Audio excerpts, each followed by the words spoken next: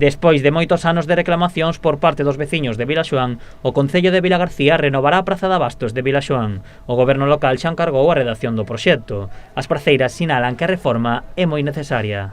Hombre, pois a min pareceme estupenda, xa tocaba, levamos un tempo solicitando esas axudas e parece que agora que sí, que vai en serio, que están dispostos a decentarnos aquí un pouco todo. Bueno, pois pareceme boa idea, porque as instalacións, a verdad, pois necesitan unha mellora, e ver se vai déstalo.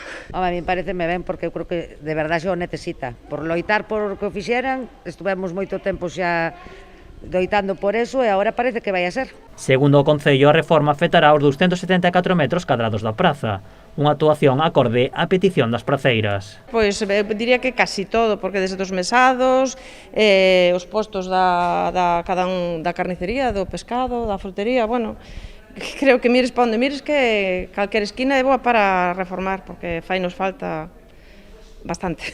Pero a súa principal petición é unha porta ou cristaleira cara ao parque de Dona Concha. Deste xeito deixarán de ser invisibles e poderán mostrar os seus produtos. O que máis nos interesa é que nos fagan unha porta lateral hacia a carretera ou que nos fagan unha cristalera para que se vexa visible e que aquí hai algo, porque moita xente non sabe que hai aquí unha plaza. O ideal era que puxeran aí enfrente, porque desde que se fixo o parque, moitos coches van por alá e non saben nin que hai plaza. Entón, o ideal era unha cristalera aí, aínda que quedaran as portas. As praceiras consideran que esta reforma atraerá a máis clientes á praza. Ademais, podería animar a outros negocios a instalarse no mercado vilaxonés. As instalacións, se isto mellora, pois alguén máis se pode vir animar pois, a un puesto de congelados, un puesto de pan, e cantos máis seamos, mellor.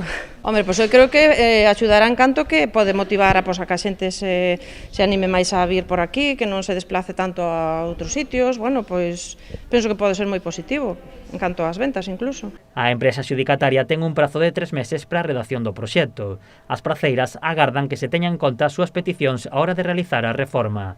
Dende o Concello xa anunciaron que nas vindeiras datas manterán unha reunión coas 3 concesionarias para informar dos avances do proxecto.